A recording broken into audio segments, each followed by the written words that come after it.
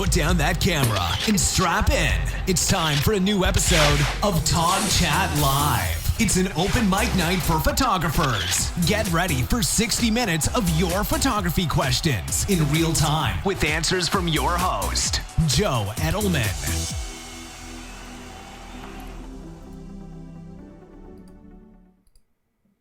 Hey gang, how y'all doing tonight? It's Wednesday night, episode number 45 of TogChat Live. Thanks for joining me, gang. It is great to have you guys here. And man, you guys are like showing up in droves tonight. John is here, Robert Bechtel's here from San Antonio, Doreen from Barbados, DB Kelly, Utah, Kyle Sharp is here, Tom W, Mark Cross, Dave Koch, Salt Lake, John Lai, Andre, Doug Thompson, Philip, Diego. Awesome. Eric in California. How you guys doing? So obviously, I really appreciate all you being here. We actually have some cool stuff to talk about tonight, and I know you guys are going to come up with lots of great questions. I've already got a few lined up that have been submitted. Just for those of you that tend to show up right at 6:30 or after the notice gets out, the chat usually gets rolling right around 6 o'clock because that's when I start setting things up. So one of the first things I have to set up is the chat window so that I can embed it into the video stream. And so that's when the conversation gets started. Nancy's here from Northeast Pennsylvania. Hey, how you doing, Nancy? So listen, it is a Wednesday, which means it's open mic night. So it is your night to ask questions. You guys are going to drive the discussion. I already know we're going to have to talk about Sony. We'll talk about Sony tonight, don't worry. But pretty much it's anything you want, whether it's gear, business, lighting, camera techniques, some marketing questions. I may ask you to come back tomorrow night for the marketing talk chat, but pretty much anything is open. Post your questions in the chat window. My buddy Chad is looking after it. He's going to collect the questions and he's going to line them up for me so I can go through and answer them. Do understand that if you have a question that you really want to get answered, all you got to do is hit that super chat button down in the bottom corner where the $sign is. I'll tell you a little bit more about that as we go along. But like I do every week now, I need you guys to do me a favor, okay? Social media is where it's at in business today. So if you're not following me, especially on Facebook, Twitter, and Instagram, please do that. John Campbell, thank you so much. The Coke is here, man, ready to go. I appreciate it. Make sure you're following me on social media, Facebook, Twitter, Instagram. They're the ones that I'm most active on, but I'm also on LinkedIn, Pinterest, all those. But please tell your photography buddies that we're here. Tweet it, post it on Facebook, share the video, let people know. And it goes without saying, if this is like your first time here, if you are not subscribed to my channel yet, please make sure that you're, where is it at? There it is, right there. Please make sure that you're doing the subscription. And of course, thumbs up on the video, always greatly appreciated. So don't forget to do that too, okay? All right, gang. So let's go ahead. Oh, before I start, two things. Number one, make sure you stay tuned until later in the show. I have another discount for you guys on some really cool software, and I can't believe I have to utter these words. You ready? If you're a Canon user, I have a free piece of software to give away. But unfortunately, it only works on Canon cameras. But still, it's pretty cool software. So stay tuned until the end. I'm going to give it away live during the show to one lucky Canon shooter tonight, okay? So let's go ahead. Let's switch a screen over here real quick. Let's talk about the elephant in the room. Sony had their big announcement today, which means I guess they either found their truck of missing equipment with Jason Lanier and Manny Ortiz driving it, or maybe this one was in a different truck. But they announced their new blazing fast Sony A9. A lot of people of course are talking, all about the idea of it being a sports camera, photojournalist camera, etc. I'm not gonna lie, I have kind of mixed feelings. So I'll explain. The first thing I will tell all of you, if you followed me for a while, you know that for a little over a year, I was exclusively a Sony guy. Yeah, I did the same thing all the others did. I tried it at least. Got rid of all my Nikon equipment, and this was before they came out with the A7R II, and there weren't a whole lot of lenses yet. It just wasn't 100% ready for prime time. Sony's making huge strides. I'm sure you guys have seen the news recently. Sony is now the #2 camera manufacturer under Canon, and Nikon is number 3. So they're doing a lot of great stuff. I guess where I have struggles about this camera, it's really going back to my zombie photographer video and my desire to get people not to buy gear for the sake of buying gear. So the thing you need to understand, all of you, about this 20 frames per second, 20 frames in a second in the wrong hands is spray and pray. Spray and pray will never, capital letters, never get you consistently great results. It doesn't, period. So if you want to take great sports photographs, you have to understand there's still a skill involved. That skill involves understanding and learning the sport that you're shooting. Sports Illustrated photographers are damn good at what they do, not because they have gear that shoots, multiple frames per second and have the longest telephoto lenses and assistants to carry them around. No. They're good because they are well trained and they specialize in sports. And in big part, because they understand the emotion behind sports. And in a couple weeks, I'm going to be doing an interview, because we're going to start building some interviews into these TogChats. I'm going to be doing an interview with a sports photographer in Pittsburgh, Pennsylvania, who is not only an incredible sports shooter, but she actually has a background in, guess what? One of my favorite photography subjects, psychology. And her work reflects that. So I'm going to be talking to her to share some of her thought processes behind her photography and how she approaches it. But here's the thing. So for this Sony camera, it looks cool as all get out. Great features. They've solved a lot of the issues, with battery power, all that stuff. The stacking CMOS sensors, great idea. People have been wanting them to really build all of these features in for a while now because of that technology. And believe me, there will be, there will be a lot of camera manufacturers, not just Canon and Nikon, but Fuji, Pentax, all of them, they're going to come out and start chasing some of this technology. But here's the thing. Don't run out and buy this camera thinking that it's going to make you a better sports shooter, because it won't. It simply won't. And of course, we all know, Jason Lanier, I'm sure, has a copy of this now in his hands. He's going to go out and he's going to shoot some action stuff, holding the camera out here, popping off 20 frames a second, and say, oh my God, look how cool it is. That's not the way photography works, gang. The thing that's great about technology is technology makes things easier, it makes things simpler, and indeed it will make things better. But if you just rely on the technology, your photography is here. If you want to be a great photographer, you've got to build out skills to get up here. You can buy all the gear in the world. It's not going to get you there. So seriously, I congratulate Sony. I am glad to see that they are, kicking Nikon while they're down. They are pushing the envelope, pushing that new gear out there. I think it's awesome. But at $4,500, don't be first in line to buy this camera.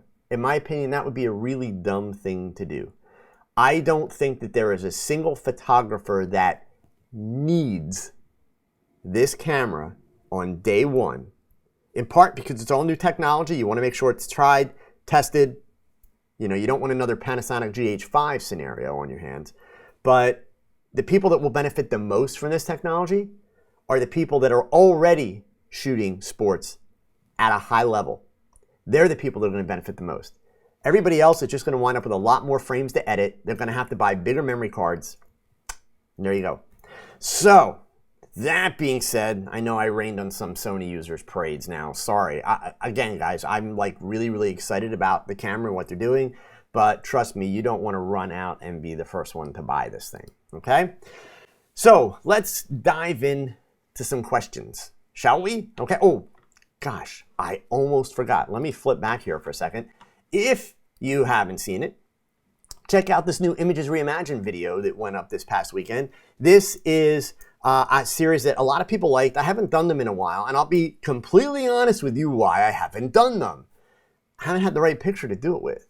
It's not really a Photoshop tutorial. It's not about, oh, look how good I am with Photoshop and what I did. That's not the point behind them. The point is to find images that are kind of a close but no cigar, but that I can actually teach you a lesson with some kind of different thought process or approach to that picture, hence reimagining the photo. So the cool part is this was a perfect shot for it. It's a little 4-year-old Belle dressed like the Belle from Beauty and the Beast.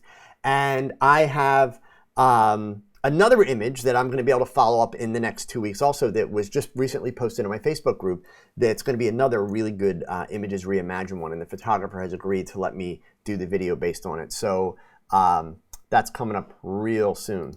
All right, so I see that we have got a whole bunch of questions coming in here. So let me get these up on my screen and let's dig in. So, and I have one question that was here early.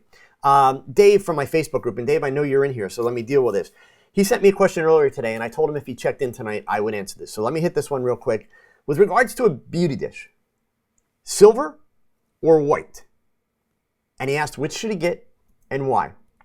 So if I'm just giving you my opinion based on my favorite, Dave, buy the white. But let me help you actually make a sound decision, because there is no such thing as a right or wrong answer. Got it? It really depends on your taste.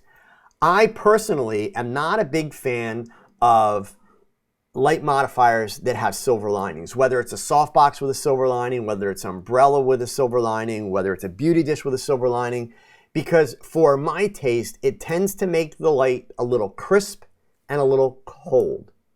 Now, do understand that anything with a silver lining, whether it's softbox, umbrella, octabox, especially a beauty dish, it will give you a little bit more light output because it's going to have a higher reflectivity in the dish. But for me, I really like the light that comes out of a white beauty dish and a white softbox. You're not getting quite as much light out of your setup that way, but as far as I'm concerned, it's just a nicer, softer, more manageable light. Do be careful with a beauty dish. Beauty dishes are wrongly named, in my opinion. When they're used properly, they make beautiful light. But if they're not used properly, they make really, really nasty light, period. Okay? So do understand that you have to, you really got to be very, very fussy about your lighting setup, etc., if you're going to go with that silver beauty dish, okay? And actually, with a beauty dish in general, but especially the silver, okay? All right, so Diego had a question for me right before we came on live, so let me go ahead and get that. Joey, you talk about shooting for the eyes. In some of your images, the model gazes past the camera. I love those, but do you prefer looking at the camera? I absolutely prefer looking at the camera because I love eyes. I mean, what is more sexy than being able to be one-on-one with a beautiful woman and stare into her eyes? You know, everything from the neck down, that's always going to grab attention, right? But come on, that's not what holds attention. It's what's going on back here. That's what holds attention. So that's definitely my preferred thing to do. But I don't, unfortunately, what I can't give you, Diego, is if it's this, you do it this way. If it's that, you do it that way. It really sometimes it just depends on what's in front of the camera, because the shots that you're referring to where the model's gazing past, it's in one of two categories in my work. It's either in some of the beauty shots where I want drama, because the one thing you don't see me do, I shouldn't say don't, but rarely will I do pictures where the model's off this way or even off this way. That's not enough eye contact for me. So what Diego's referring to is where I do shots and the model's looking up this way. So she's just past the camera, okay? It really just kind of depends on the mood that I'm after and the mood that I'm looking for. And you'll also see me do it sometimes in commercial shots that I do for modeling portfolios. So for instance, let's say I'm doing a shot of a 19-year-old girl and I want to make her look like she's a college student. So then I'm not going to have her look straight at the camera because that would be cheesy. Then I'm going to make it look like she's doing something. So I may have her like walking down a path, and you can see this in a couple of my videos. I may have her walking down a path and kind of reacting like, you know, hey, how you doing? Like somebody just called her name. So then I'm going to have her look past the camera, you know, in that sense. But it's definitely not a hard, fast rule. It's a matter of just how's it feel. And I hate to sound quite so artsy-fartsy, but it is. It's like, how is it feeling to me? One of the things that I don't think enough people do when they do people photography is they don't pay attention in the viewfinder or on the LCD about how does the shot make them feel. So many of the things that we see, like in my Facebook group, especially when we're talking about details that are distracting or things like that in a shot, really what it comes down to is if the photographer was really taking the time to kind of pay attention to the emotion that's coming out of it, they would have realized that the face was turned too far and the eyes are shoved into the corner, or they would have realized that maybe the body language was like pulling away. Those things are there when you take the picture, but you've got to teach yourself to actually look for them and kind of let your emotions listen to that. I know that sounds kind of crazy, but really that's what it comes down to, okay? Roscoe, how come you don't get a Coke sponsorship? Roscoe, if I could get a Coke sponsorship, believe me, I would do it in a heartbeat, man. Russell Clark, Joe, I'm loving what you do, but nobody seems to get it. Have you gone through this? And if so, what motivated you to carry on? You mean nobody seems to get what I'm trying to teach? Oh, hell, Russell. Trust me, yeah, you go through it every day. I talked to a young lady today. I was doing a Skype consultation with a young makeup artist who is going to be doing makeup at a workshop that I'm teaching in the first week of June, or June 11th. And she asked me if I could give her some advice on a shoot that she's about to do, some makeup that she's about to do. And I used one of my sound bites that I use. I mean, if you guys pay attention, the stories that I tell frequently, the kind of stuff that you're referring to, Russell, I tend to put them into sound bites, and I'll tell you why in a second. But I explained that was one of my sound bites, and she said to me, she's like, don't you get tired of like doing it over and over again? I'm like, no, I don't, because they work. So one of the things that I learned from my wife, and I realized, fortunately, I used to do this, but I didn't know necessarily why. My wife taught me the why, and she taught me that it really works. And that is that research has proven that people retain information better when they hear it in stories. And so a lot of what I have to repeat over and over again and go over frequently, it's simply telling the stories. But one of the things I've learned, Russell, is that even though it seems like every time I do one of these shows, I answer some of the same questions, it is frequently different people. And a lot of times, in all fairness, it's stubborn people. It's not that they're trying to be jerks or be a pain in my butt, but it's that, sometimes it takes a while to get people to step out of their comfort zone and actually try something and see where it's going to take them. Because most of what I teach is not about being right. It's about trying to get people to try it, experience it. You guys hear me talk about the visual database. That's the photographer's experience. So I don't expect anybody to want to take pictures exactly the way that I do. If they do, wonderful. But that's not my goal. It's not that I'm right and this is the only way to do it. Gosh, no. But if I can get people to try the things that I know work and that I'm passionate about, what it's going to do, if they're over here, it's hopefully going to pull them just a little bit and pull them to a place where it's going to improve their work. But obviously a person's got to want to do that. So for some people, it's just harder to get them out of their comfort zone. For others, it's just a matter, it's the first time the questions come up or the first time they've been here. Patrick, thank you so much, man. I really appreciate it. So yeah, I mean, I have a bad habit of I can get frustrated. So I have to kind of control that at times and remind myself, like, hey, just because I get it doesn't mean they get it. But Anand, wow, Anand is here like early. Anand got here before the last 5 minutes of the show. How about that? So Anand, you're about to shoot your first modeling portfolio for a potential model in the next month or so. You've been following my modeling tip website. What can I as the photographer do to do my best job? Well, Anand, for you personally, don't use frequency separation on any of her photos at all, okay? You knew I was going to say that, Anand. Purple Poison 1, thank you so much. I will do your question. Let me just make sure we have it. I've got your question. Chad's going to highlight it for me, and I will do it next, I promise you. So, Anand, the biggest thing is some of the things that I've talked about here. So here's the super quick, super brief, because I've talked about this in other TogChats, steps to make sure you're taking the right pictures. Because Anand, the majority of the pictures that you normally take, the kind of stuff that you like to do, would be horrible for a model's portfolio. Understand that. Your shots are beautiful. They're really creative. They're beauty shots. They have a lot of meaning and emotion and depth, but that's not what a modeling portfolio is about. Modeling portfolios actually require fairly boring pictures. Everybody likes those really creative, really dramatic shots, just like everybody likes my beauty shots, but that's not what gets people work. So number one, make sure you take the time to learn about the market where she's potentially going to model. It's really easy to do that. In Australia, they may have a different name for it, but here in the US, they have organizations literally in every town. They're business organizations called the Chamber of Commerce. And if you go to the website to the Chamber of Commerce in any given town, they brag about what companies are located there. So those are the potential advertisers that will potentially hire models.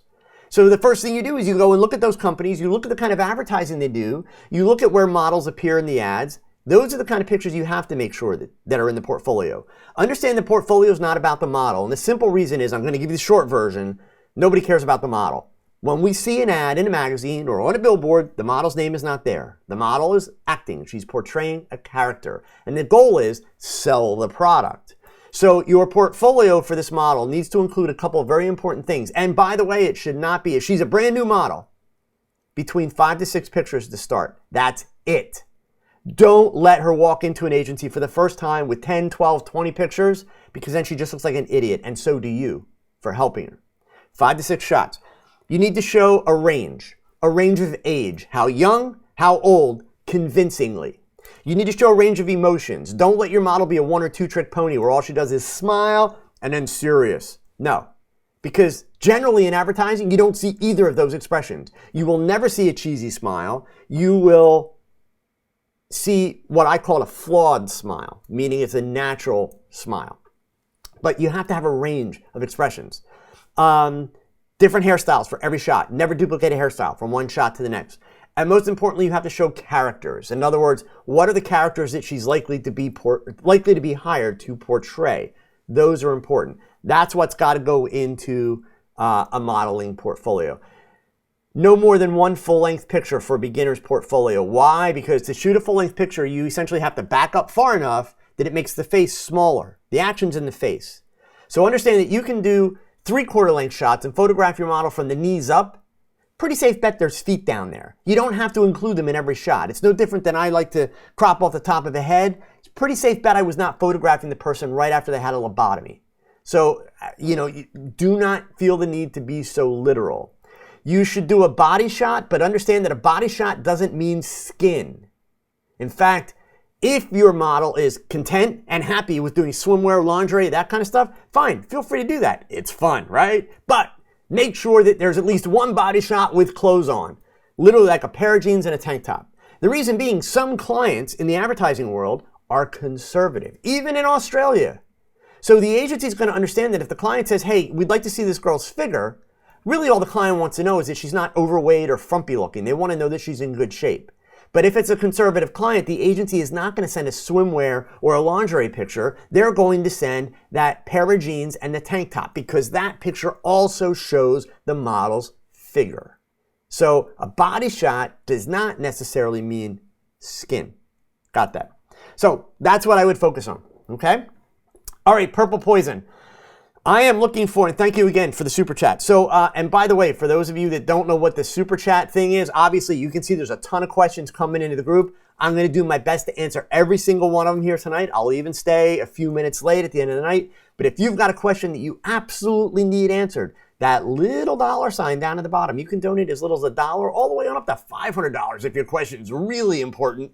But make a super chat donation. Anything that comes in with super chat, I absolutely will answer it for sure. And don't forget, gang, stay tuned until the end, especially you Canon owners. I've got a giveaway for you, but all the rest of you that are learning about lighting and stuff like that, I've got some stuff you're not going to want to miss out on here, some good discounts, okay?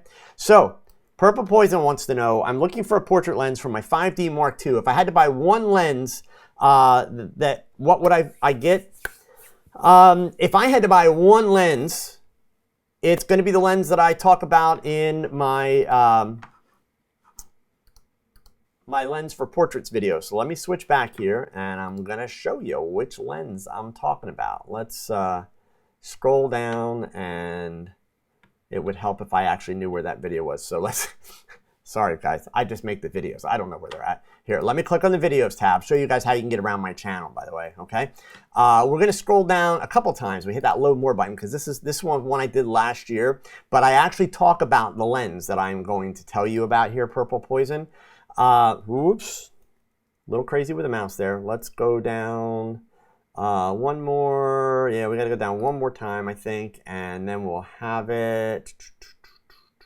There it is, best lenses for portraits, okay? You wanna find that lens, or that video on my channel, and in the video, I talk about a lens that I am not sponsored by this company, I make no money off of them, and I'll be honest with you, if you would have told me 5 years ago that I would be telling the world, hey, this is like the greatest portrait lens ever, I would have laughed in your face because it's not a Canon or a Nikon lens. It is a Tokina lens. It's a Tokina 100mm f2.8 lens. It's also a macro lens, and it is the most tack sharp, beautiful contrast lens ever. And here's the crazy part, Purple Poison, less than $400. It's awesome. Totally old school design. Brass interior, minimal amount of elements to it, minimal amount of movement. Yes, it's got a plastic coating on the outside, as does many of the Canon and Nikon lenses. It's very common today. The lens is super durable. It's absolutely awesome. But if you're looking for a lens that's strictly for portraits, so I want to be clear, because I guarantee you there's going to be a whole bunch of people that are going to come in here and start with, I like a 70-200, I like an 85 1.8 because I want the bokeh. Other people are going to start griping that macro lenses are too slow. So let me navigate all that crap. When it comes to autofocus, macro lenses don't focus as fast as regular lenses. That's a fact. Now, does that mean they're too slow for portraits? Oh my God, no. It's not like the lens is racking in and out trying to figure out what to do all the time. No, it's just not going to lock in super fast like a regular lens does. But why do you need that in a portrait? Your subject's sitting still, they're not going anywhere. You don't need that. So literally for the last year, pretty much 90% of my photography in the studio, when it comes to portraits and even on location, it's been with that 100mm f2.8 lens. I love it. So if it were me, that would be the go-to lens. If you are absolutely dead set against going with a Tokina brand lens for any reason, which I would have been, until I tried it. And by the way, the reason I finally tried it, I realized, hey, it's on Amazon. Amazon has a great return policy. So I thought, I'll try it. I fully expected to return the lens. Fully expected to return it. I still have it. I love it. And I've been telling everybody about it. But if you are determined to stick with a Canon brand lens, then actually I would go with the 85. For both Nikon and Canon, their 85 1.8s are really sweet lenses. Really, really nice. But check out that Tokina. It's a sweet lens. It really, really is. Okay? All right, Doug. Here we go, Doug. What is the best way to approach a woman about photographing her without sounding like an old guy with a camera? Well, you could always try the real deep voice, Doug, and you kind of lean in. It's like, hey, baby. Because then at least you don't sound like an old guy with a camera. Then you just get hit, right? Honestly, guys, when it comes to asking people about photographing them, let me do the answer in two halves. And so I'm going to give you two different answers, Doug. Let's frame the first answer with the idea that you are still looking to build up your portfolio and you're simply looking for attractive people to photograph. In other words, part of what we're trying to do is practice, okay? So that's the frame for the first answer. In that situation, my advice to you is simply be sincere with people.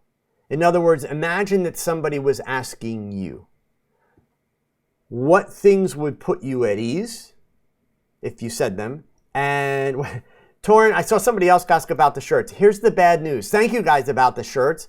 The bad news is the company that makes them sells t-shirts now. Swear to God, you can look them up. The company's called Roar USA, R-O-A-R, Roar. I believe their website's roarusa.com. You can try it out. They literally like disappeared for about 8 months, and then they relaunched about 2 months ago, and they sell t-shirts in a box now that like they send to you every 2 months. I'm not kidding. So I do not have a supplier for my cool shirts at this point. I'm off looking for a new kind of cool shirt to get. but the brand name is Roar. You can still find some of them on Amazon on clearance, but they don't make them anymore. So anyway, Doug, literally, I have always taken the approach of just being honest with people.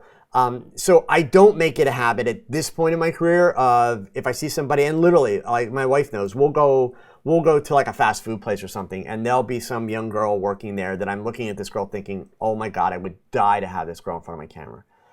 I'm not going to ask her under any uncertain terms, but there's another reason, and I'll explain that when I frame the answer the second way, okay? It's not the dirty old man thing.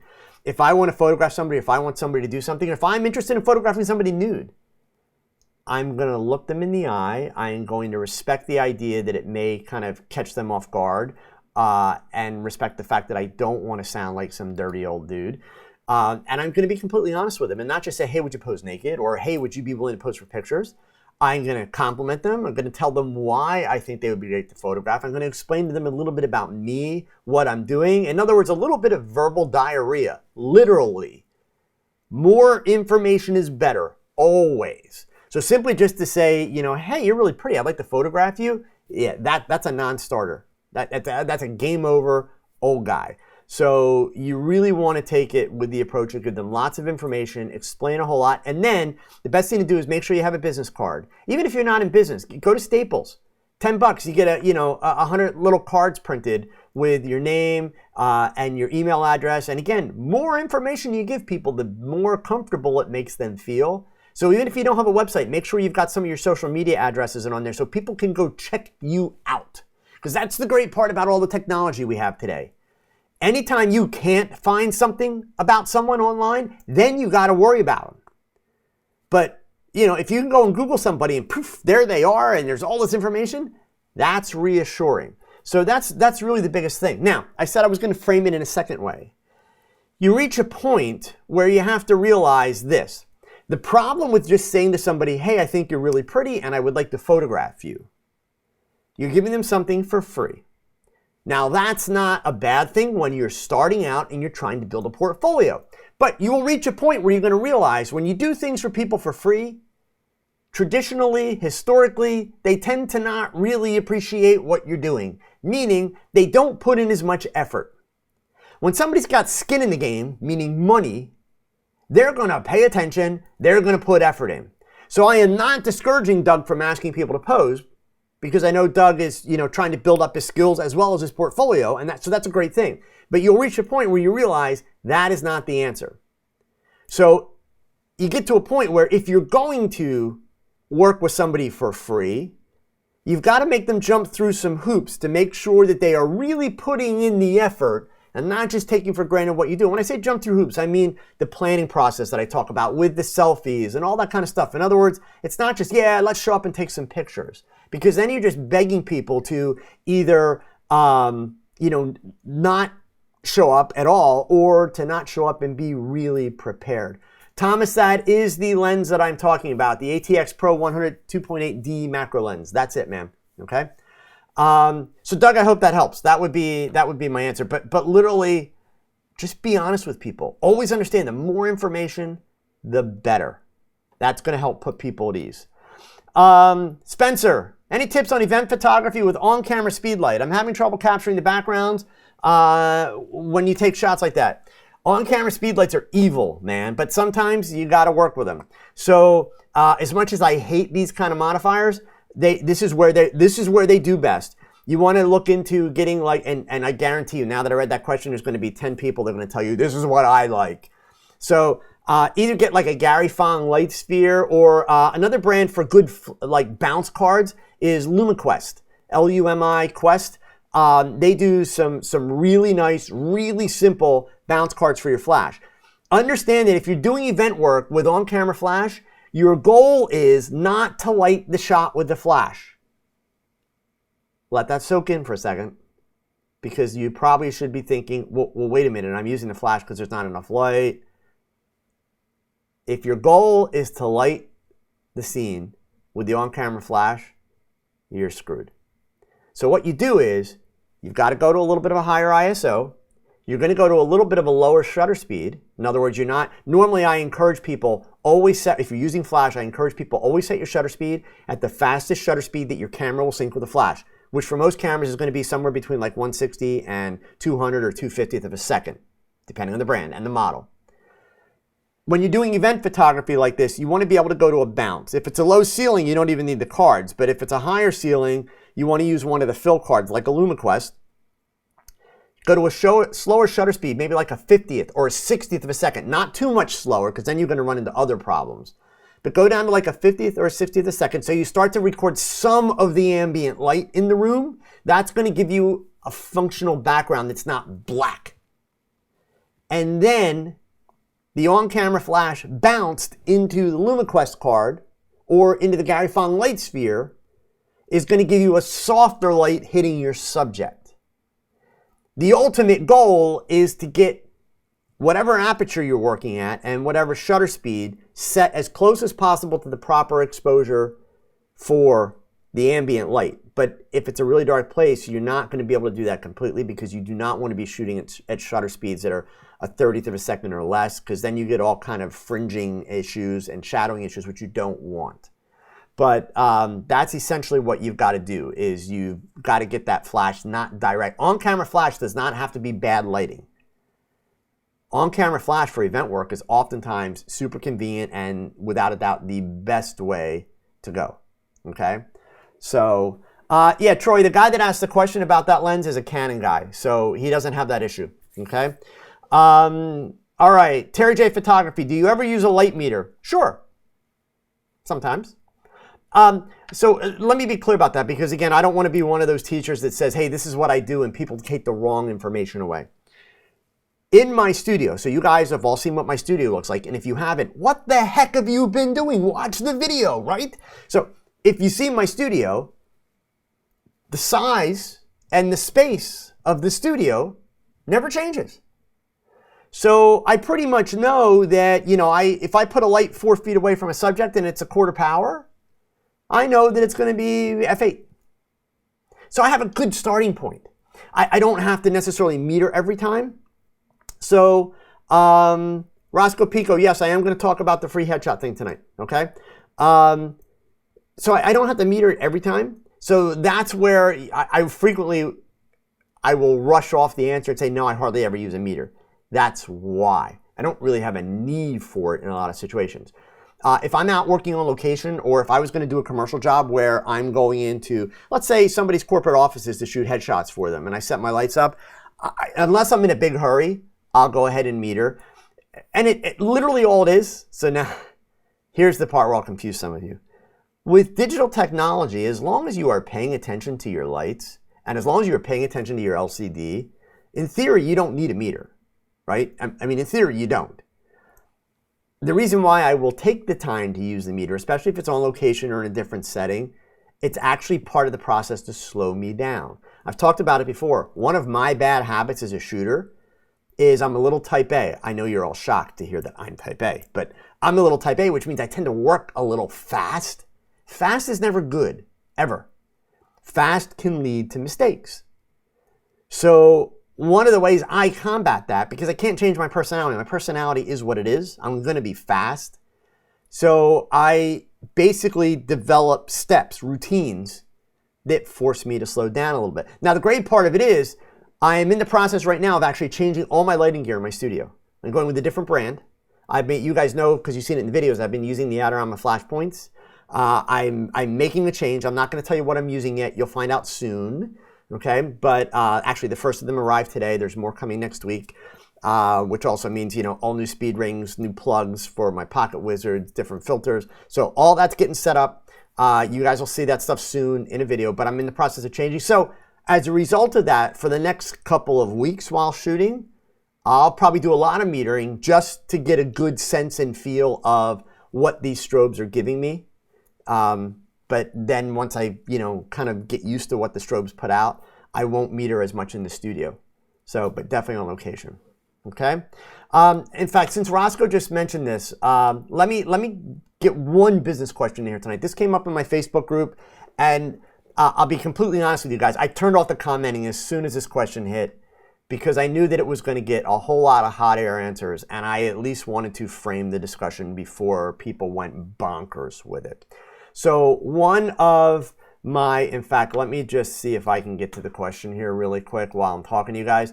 One of the members of my Facebook group posted a question asking about whether or not it was a good idea to do essentially free headshots to try and build up some business and clientele and get her name out in her town. So if you bear with me 1 second here, I'm going to get to the question so I can read it to you guys verbatim, and then I'll dig into the details on it here. Here it is. So she'd like to get some feedback on this idea. She was thinking that she would post in her town's Facebook group that for a set time period, she would offer headshots for free so that people could update their profiles on the internet, their social media profiles, Facebook, LinkedIn, all that kind of stuff.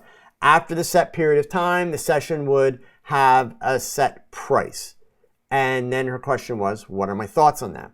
So, and this is Julie, is her name. So Julie, Roscoe, those of you that are in the group that have been waiting for my answer, as the question is asked, posting in a Facebook group saying, hey, for the next 2 weeks, I'll schedule free headshots for anybody that wants them. I think that's a horrible idea. But let me explain why. Because at its core intention, you're headed in the right direction, Julie, but you want to be careful what you ask for, like literally. The problem by throwing it out there, Mark Cross, it is not Elon Chrome. Nah, there's no way in hell I'd spend that kind of money. Sorry.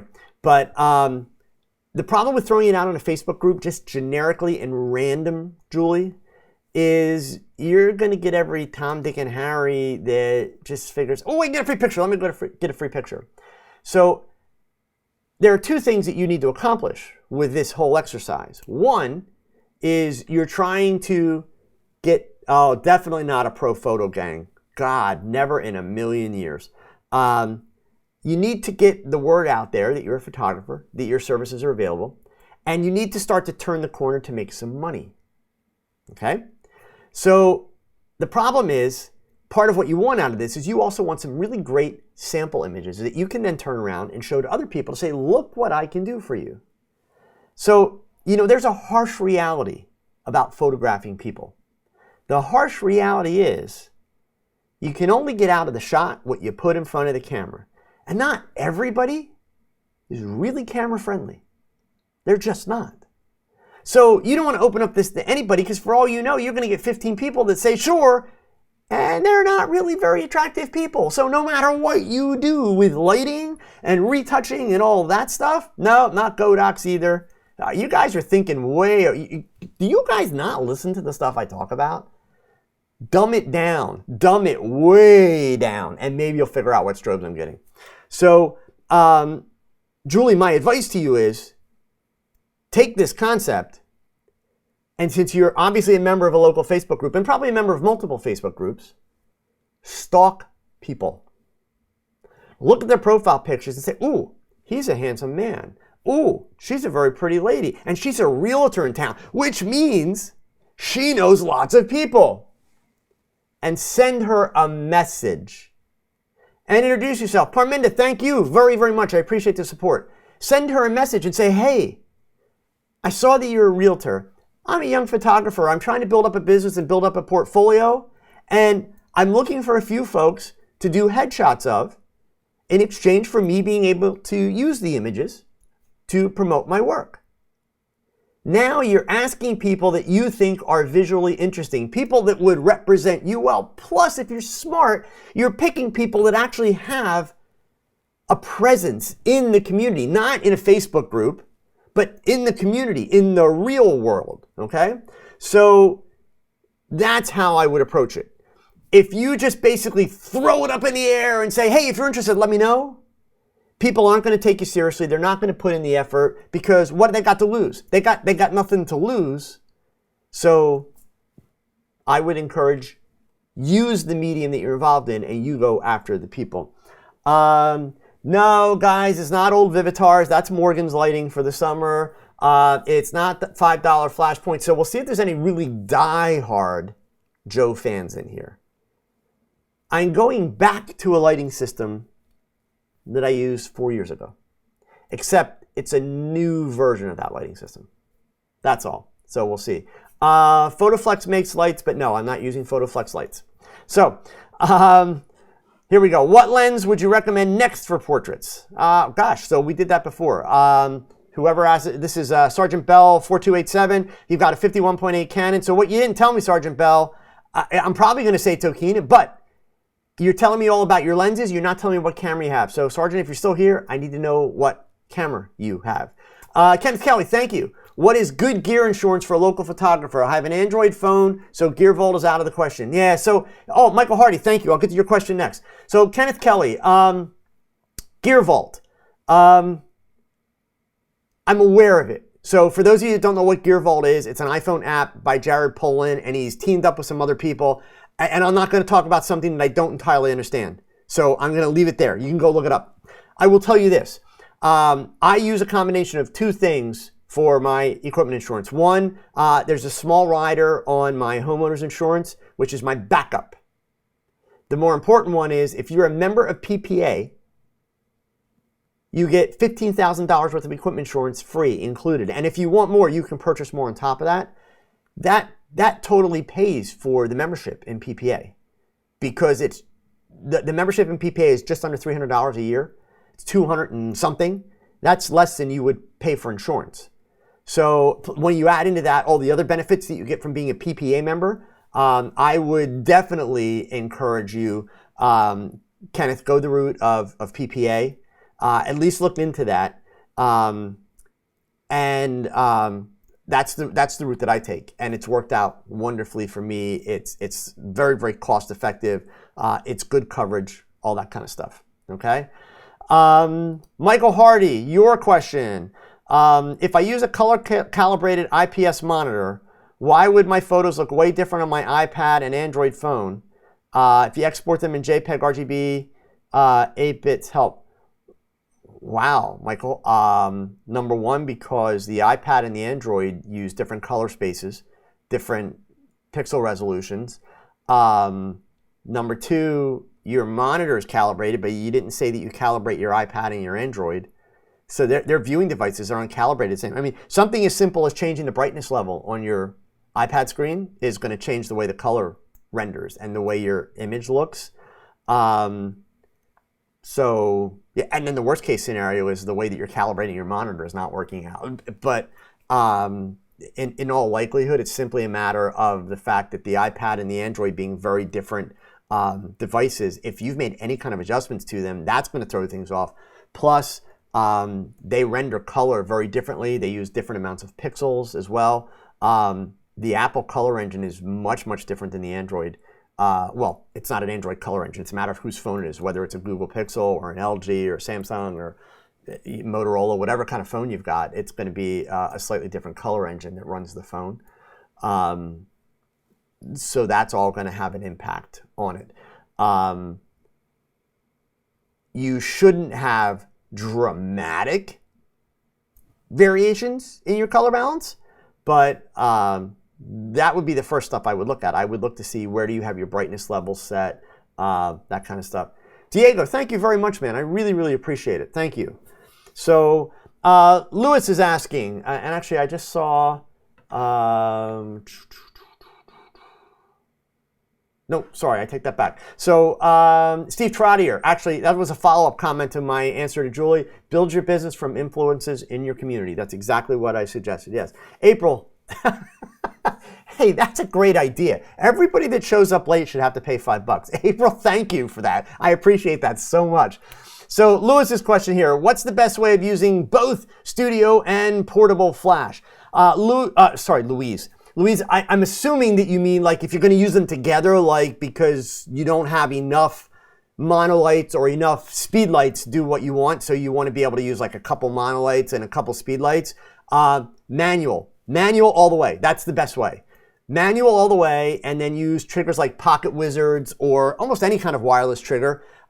Most of even the less expensive, like the cheaper ones, even if you buy like the little newer ones, they have hot shoes on them that you can put a speed light on, but then they also have a PC socket on the side that you can plug it into a monolight. You may have to go online and find a specialized cord that's got the proper ends on either end. I'll give you guys a great one here. I'll type it in because I didn't have this prepped. A company where I buy my cords from is, in fact, I just ordered a bunch of cords from them 2 days ago for my new strobes that are starting to come in. Flashzebra.com. Plus, they'll do customized cords. If you've got some really, really weird scenario, but what I love about it is they've got cords of all different lengths so you can really customize. One of the things that I hate, and I also have another company, and off the top of my head, I don't, Pamela, I'll come to your question in a minute because that's a good one. PPA will not get you more customers, but let me explain that. Back to the cords. I have another company that I use for customized power cords. So for instance, you know how like a lot of times your strobes will come with like 6 foot or even like 10 or 15 foot power cords? Well, in the studio where I have strobes kind of permanently mounted on like Manfrotto boom arms and even on shorter arms, sometimes I only need literally like a 10-inch cord to get from the back of the strobe to the outlet that's on the arm. So I have custom made cords so that I've got a short cord that just covers that distance, which makes for a nice clean setup. I don't have stuff draped all over the place or cords wrapped up that get in the way. But if you can't find the kind of cord that you're looking for easily, check flashzebra.com. They work out great. But yeah, I mean, Louise, the simple answer is go to manual. Automatic, I hate to tell you guys, understand that TTL and all that stuff, it's a convenience. So convenience is fine if you really understand what you're doing with light.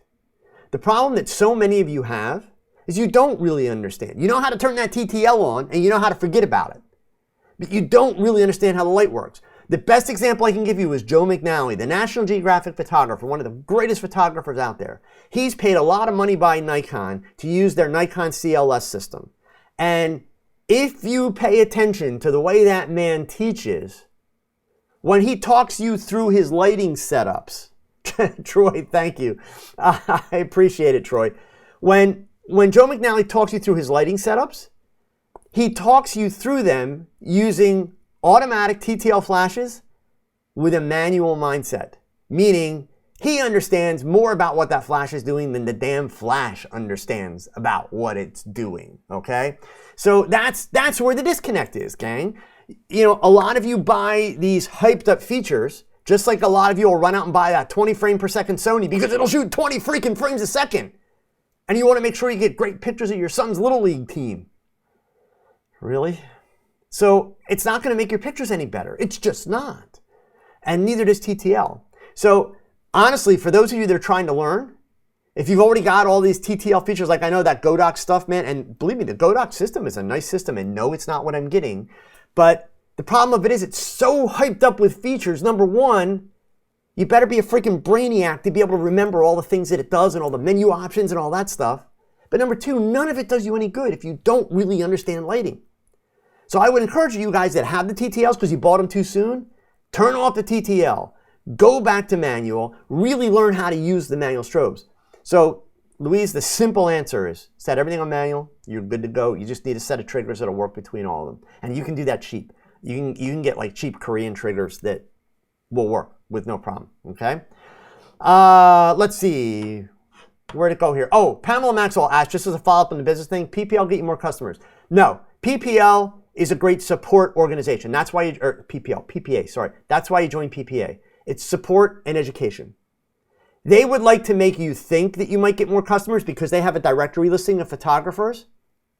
And if you tune into my Thursday night TogChats, Pamela, you'll hear me talk over and over and over again about why you should not link to that directory on your website if you're a PPA photographer. And I'm not going to tell you tonight because you have to come to a Thursday night TogChat and you'll learn that, okay? So Marcos, knowing that the most important thing is not the technology.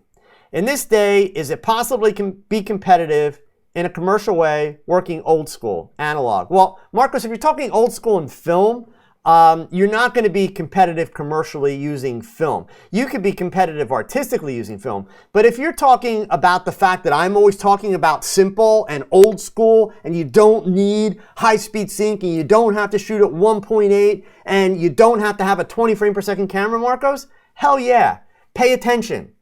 The real photographers, meaning the people that are at the top of their game, doing the amazing stuff that's being published in the top magazines, they're not using this crap.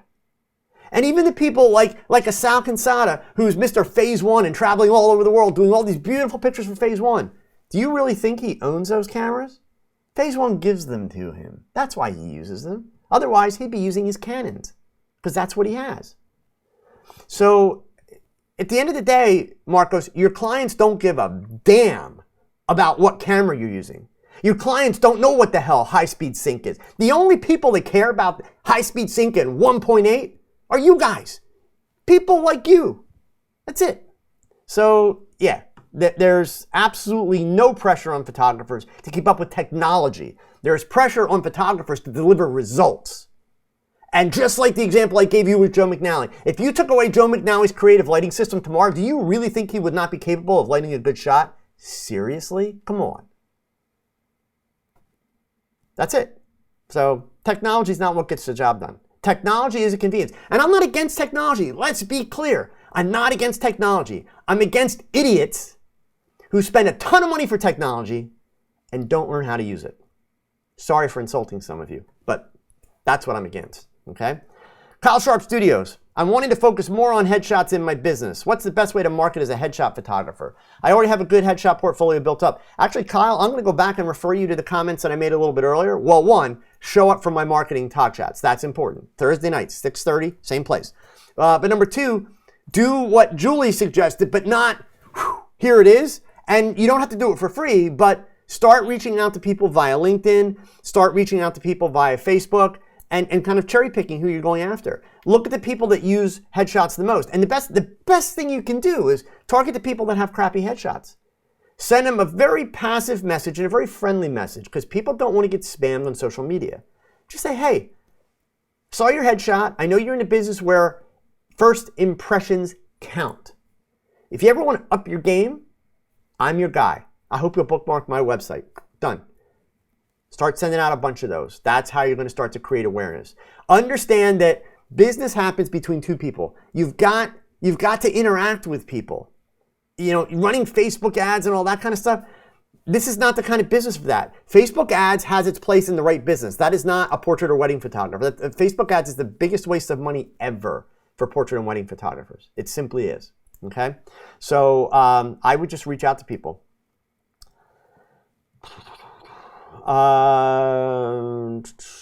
Nuno Gomez, Joe, I have a side project, an Instagram page of landscapes with shapes. It got stolen from me along with the email that I used. Don't quite understand how that happened, but should I remake the page or use another platform? If the latter, what platform? Nuno, I'm going to tell you to tune in tomorrow night and ask me that question with more detail, because here's the problem. I don't know what your end game is. You didn't tell me that. You just said it's landscapes with shapes, but I don't know what the end game is. Like, why? What are you trying to accomplish with those landscapes and shapes? That's going to determine what platform that you go to. Okay. Andre Delorme, I'm doing event photography, lots of group shots and portraits. My lenses are f4. Should I get a lens with f2.8? Not necessarily. No, you don't want to be taking pictures at 2.8, Andre. If you're doing group shots and you're going to shoot at 2.8, you're going to have a lot of out of focus people that will not like your pictures. So that's not the reason for buying a 2.8 lens at all. Simply not. I can't see any reason ever why you would shoot a group shot below f5.6, because you're taking a huge risk. Now, of course, if it's a group shot of like 3 people and they're all in the same plane, okay, then we could get away with it.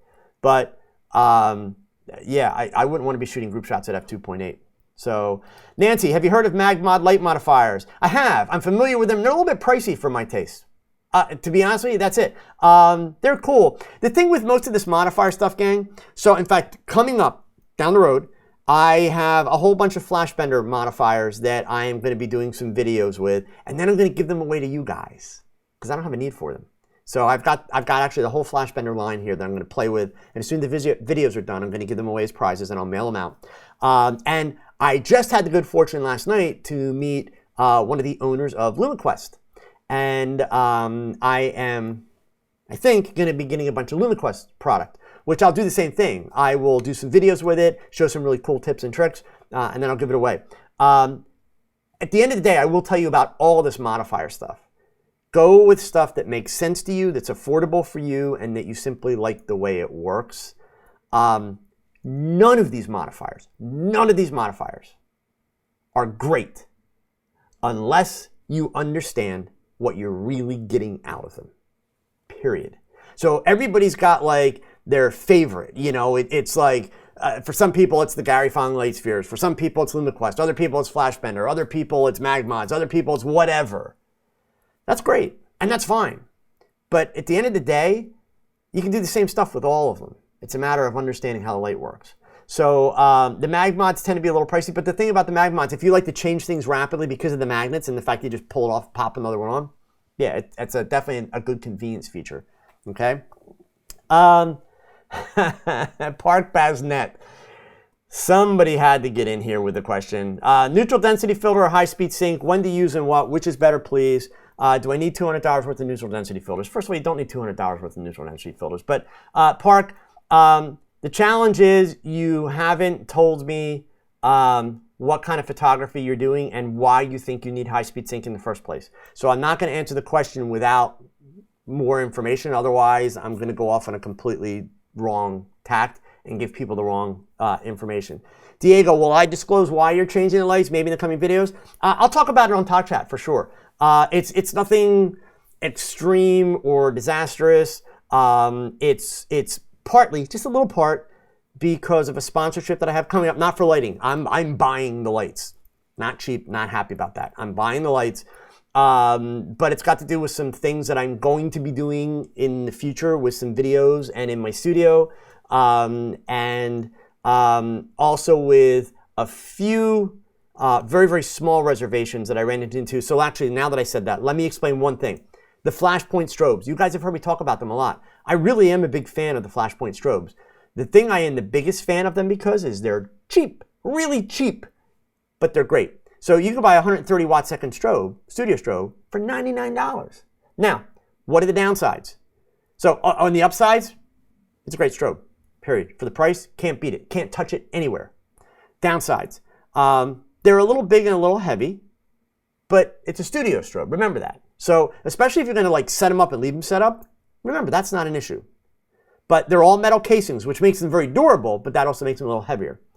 Other than that, they're nice and quiet. In fact, they're really quiet. But part of the reason they're really quiet, they don't have a huge fan in them, which a lot of monolights do. So what happens is they tend to work a little like speedlights. And this was my only beef with them. So if you get crazy, if you're one of those photographers that's like click, click, click, click, click, click, click with a flash, which you shouldn't be doing that with any flash. You literally shouldn't. You shouldn't be doing it with an Edelman, a Profoto, a Godux. You shouldn't be doing that with any flash. But if you do that with a flash point, you'll get up to 5 or 6 frames, and it's going to beep at you twice, which is basically saying slow the hell down. If you keep going, you'll get another 3 or 4 frames in, and then it has an automatic shutoff on the fuse. And then to reset the light, what you have to do is you have to wait about 15 seconds, and you have to literally walk to the light, and you have to push the button on the back of it. That's the only negative. So for somebody shooting a portrait, so for you, those of you that are like trying to learn portraits, want to get into studio lighting, working with flashpoint strobes, they're awesome. Absolutely awesome. And you will save a ton of money. You'll be able to buy much more lighting equipment for a lot less dough. So I still am a huge fan. But because of some of what I'm going to be doing, and I'll tell you what part of it is, everybody's been begging me to get back outside and do more outdoor stuff. So part of doing the outdoor stuff is I want to be able to do some location lighting, not just all reflector stuff. I'm going to do location lighting, some of it with speed lights, which of course I'll be using the Luma Pros, and mostly in manual. And some of it I want to take monolights outside. So I wanted something that was a little lighter, a little bit more portable. And that's why I went with it. And so what I wound up with is a strobe that is much smaller than the Flashpoint, which again, to take on location, that's a plus. Interestingly enough, it's not nearly as light as I expected it would be for its size, okay? But yeah, I will talk more about that for sure, because as soon as they show up in videos, people are gonna be like, oh my God, you changed your lights, what's up with that? So given that I'm kind of living out my photography on the internet, I will explain that, okay? Tony G, is going to bridal showers a good way to break into wedding photography? Woo. I would say probably not, really, but it really kind of depends on the context. Tony, that's a question. Bring that up tomorrow night. Seriously, since it's kind of more of a business thing, bring that up tomorrow night, and let's dig into that. DeAndre Elliott, any good books that can help you with getting the most out of a Nikon D810? DeAndre, the best book for getting the most out of a Nikon D810, it's authored by Nikon, and it's got a really simple title. It's called The Manual. Literally. I'm not a fan of books about how to use different cameras, and there's a bunch out there. I think Tony and Chelsea even do some of those. That's somebody writing about a camera from their experience and telling you how to use things and do things kind of the way they like to do it. To me, the only book you ever need to read about your camera, it's The Manual. Done. Period. And the problem is most people don't do it. You probably have not done it thoroughly. And you've probably only done it once if you've done it at all. And the problem is most people, the first time they read through their camera manual, there's a whole bunch of stuff in there they don't understand. But yet they never go back and reread it. So, and by the way, my camera manual is right here. Canon, Nikon, Fuji, Sony, all of them. You can download the camera manuals, put them on your phone. Nikon has an app. It's called the Nikon Manual app. I think Canon may have one too, but anybody, even if they don't, every camera manufacturer has the manuals available on PDF that you can download them, put them on your phone. So that way it's with you all the time. Took you guys long enough. Steve McCarthy. So, Gary Geddes. I'll get two more questions, guys, and then I'm going to call it a night here, okay? Gary Geddes. A young teen male asked me to do a model shoot.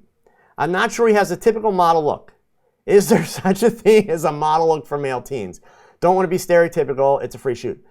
Well, let's put it this way, Gary. The fact that you're talking about a teen is a problem in the first place because there's not actually that much modeling for teens. So if this kid's not 6'1 or 6'2 as a teenager, he's not going to do much modeling. And Gary, if I remember right, you're in California, but I don't remember what part of California it is. So like if you're not near LA, there's no modeling. Even if you're in San Francisco, there's very little modeling. So, you know, where the stereotypes come in, if we're talking about like he's tall enough, 6'1", 6'2", and he's going to do high fashion, well, then he's got to look a little odd and awkward because that's what a high fashion model looks like. If he looks a little bit more androgynous, that's a plus because that's still really popular. It's still really in. But I'd need to know a little bit more about what market are we talking about, how old is this kid, how tall is this kid. That kind of information would help. So Morton Jacobson, is it possible to use an early 80s Tamron 80-200 at 3.8 on a Canon D5500? Actually, I don't know, Morton. I can tell you this much, though. The mount may fit, but you're probably not going to have the autofocus and the auto exposure. So as long as you don't mind doing things manually, that would be an option. But I don't think you're going to find any electronics and auto type stuff that's going to go into that. So DeAndre Elliott, what am I doing with my old studio lights? Actually, I'm selling them, DeAndre. If you're not a friend of mine on Facebook, friend me on Facebook and read the message that's on my homepage. I'm selling them very inexpensively, and I'm including a half-a-day workshop if you're able to come to Allentown as part of the sale price. So friend me on Facebook. The information's on my Facebook page. Okay. Bren Futura, upgrading a studio floor, hardwood or 19% gray? That's a great question, Bren, because if you notice, and I think I mentioned this in my video, and if I didn't, I should have. The video about my studio, I have the laminate flooring, so it's the floating hardwood floor. In my previous studio space, I had an 18% neutral gray, and in my studio space before that, I had 18% neutral gray.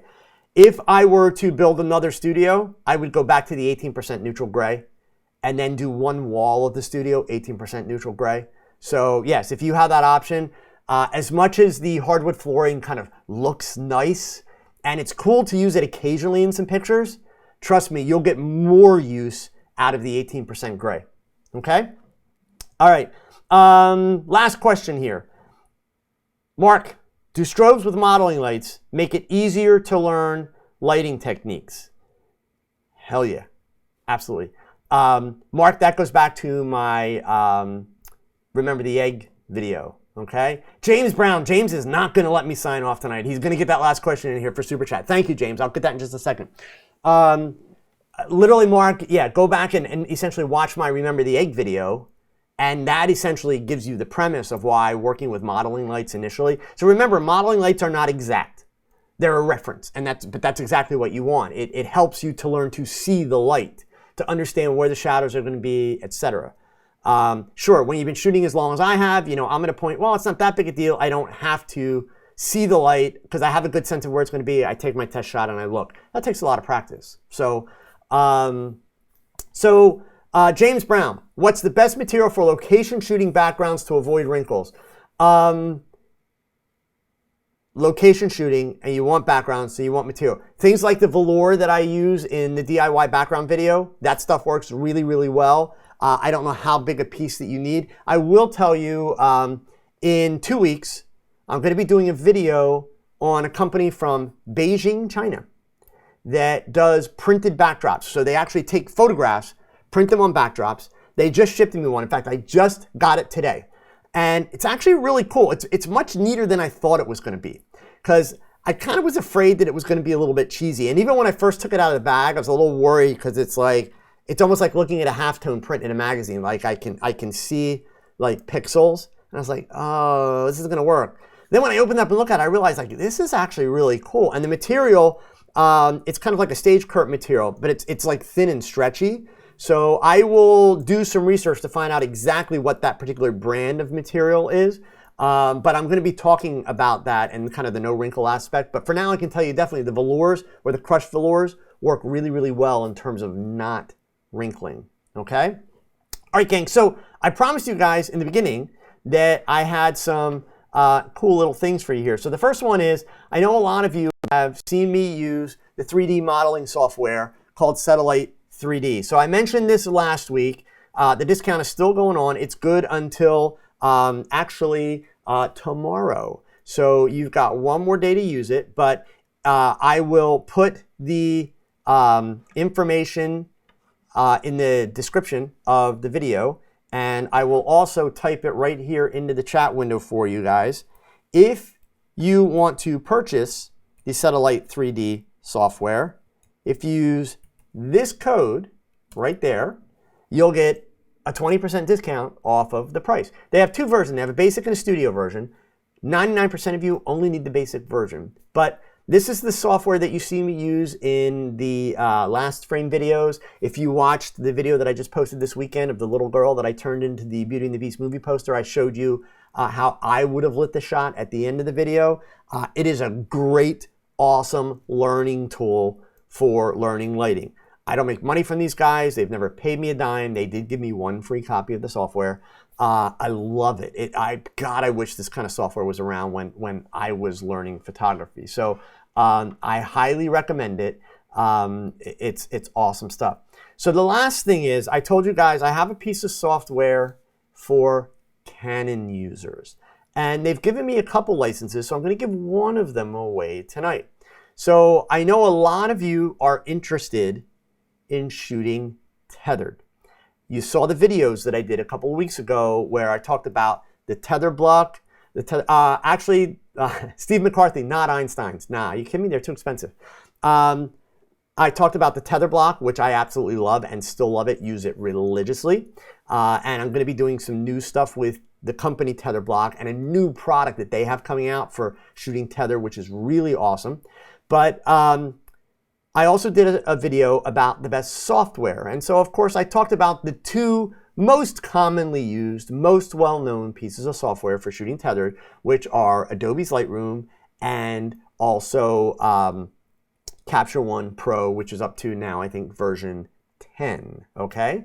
So I also included a link in the description of that video to an article on my blog, which, by the way, guys, if you haven't checked out my blog, you should know that all of my videos, for those of you that like to read, all of my videos get turned into blog articles a little bit after they come out with the screen captures and basically all the written words of what I spoke about. So they're all kind of there as a reading reference, and the link to my blog is in the description below, okay? But one of the companies that I included in the list of other softwares reached out to me. And actually, the reason they reached out was to compliment you on the video and thank me for kind of really being honest with people about the whole fact that wireless is really not ready for prime time when it comes to shooting tethered and all that kind of stuff. So always being one to seize on a possible opportunity, and keep in mind, I'm a Nikon guy, I wrote him back and said, hey, if you guys are willing to give me a couple licenses, I'll mention your software to people, I'll give it some screen time and talk about it, and I'll give them away to my viewers. So the software that I'm talking about, and I've done some research, the software actually looks pretty cool. I'm not going to lie to you and tell you I've used it because I haven't. I'm a Nikon guy. So some of you may have used it, but the software is called Cubic Capture, and they're up to version number 3 now, okay? Chad's going to post the link in the description, or in the chat window here, so that you guys can go check it out if you would like.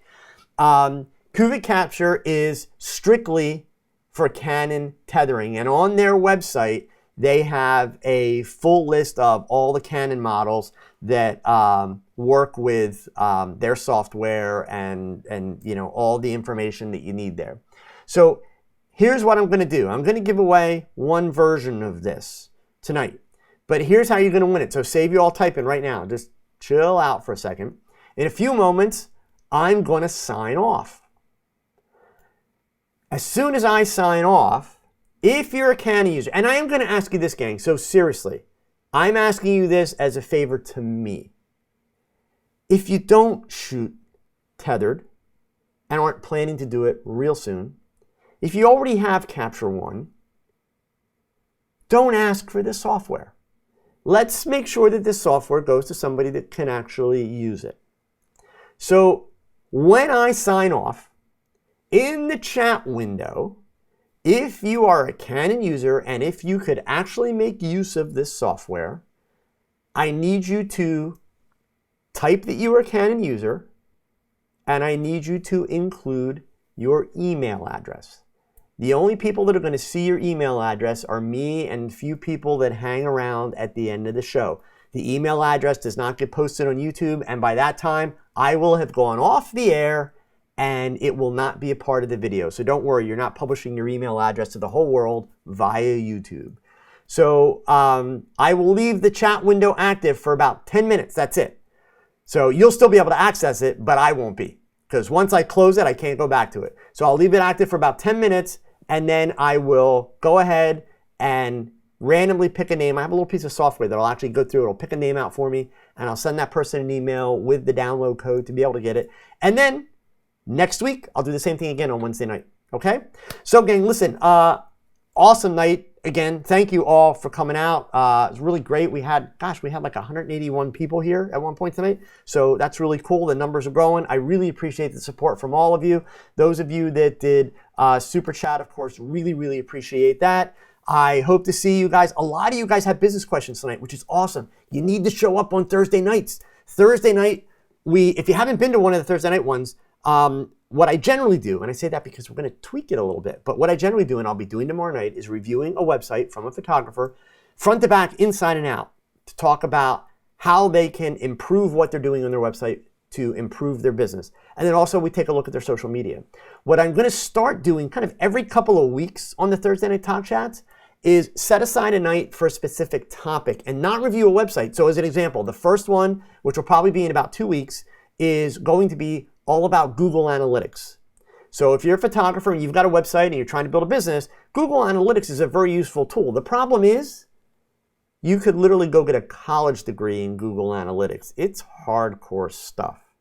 So I'm going to give people kind of the Google Analytics for Dummies version to say this is the stuff that you need to pay attention to in Google Analytics so that it can help you but not overwhelm you. So there's a lot of cool stuff coming up for this Thursday Night Marketing Chats. But I know some of you had some really, really good business questions. So make sure you show up tomorrow night and ask them, because just like all these Talk Chats, Monday night, Thursday night, I do a Q&A at the end of it, okay? So gang, if you are interested in getting that Cubic Capture 3, you know what to do. For the rest of you, I hope to see you tomorrow night.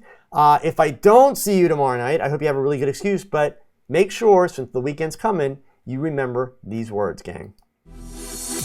Thanks for watching another live episode of TogChat. Now go and pick up that camera and shoot something, because your best shot, it's your next shot. So keep learning, keep thinking, and keep shooting. Adios.